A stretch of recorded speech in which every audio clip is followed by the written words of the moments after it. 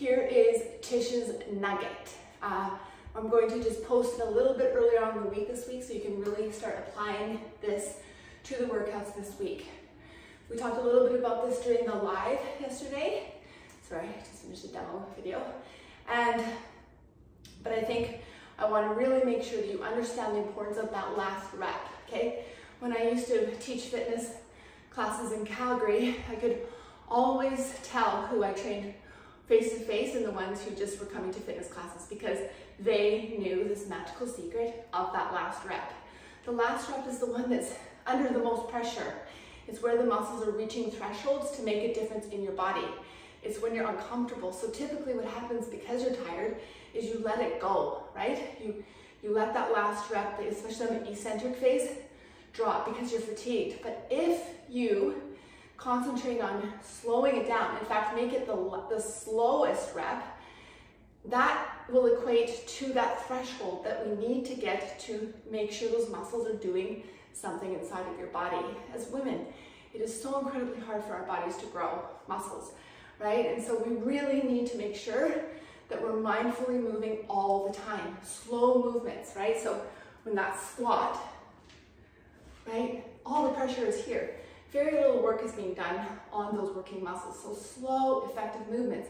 But more importantly, that last rep will get you to those thresholds that will make the biggest impact in changing the look and the strength of your body, right? So a perfect example is a shoulder press.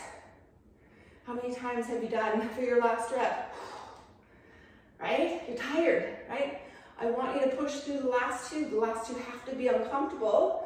Otherwise, you're not really making that big of a difference if you've been training. If you're just beginning, obviously you want to disregard that last comment, right? You want to build up to that. But for those of us who have been consistent with these 3 strength workouts each week, that last 2, maybe even 1 to get it up, and then the last thing is absorbing it. You saw that in my Instagram post where, A, for safety, because I had 40s in my hand, but also I know that this is equating to about 3 more reps, right? I want to do this because I'm tired, right? And if you're failing down because, you're just failing down because the weight's heavy, finish your sentence, Tish, then that is what I'm also looking for.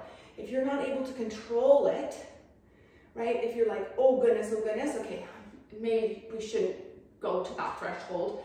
I want to think safety always first. But, if I couldn't completely control that last rep, there's no way I could get the 40s up, more than 5 or 6 times, right? I would fail here, bring it down. So even if you can't get it up, right?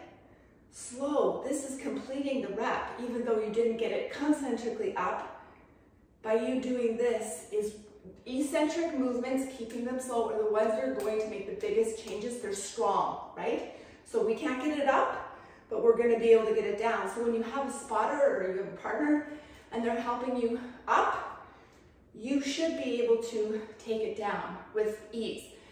But if you're tired and you do this, you're not wasting the set, but I can promise you, if you do this super slow last rep, you're going to get so much out of your lift. So let's show you one more example, lower body. Let's do the lunge, right? So we'll go knees over toe lunge, which is my favorite now. Okay, so the last rep, this is the eccentric, right? So the eccentric letting go is actually the bend here. Concentric is the push.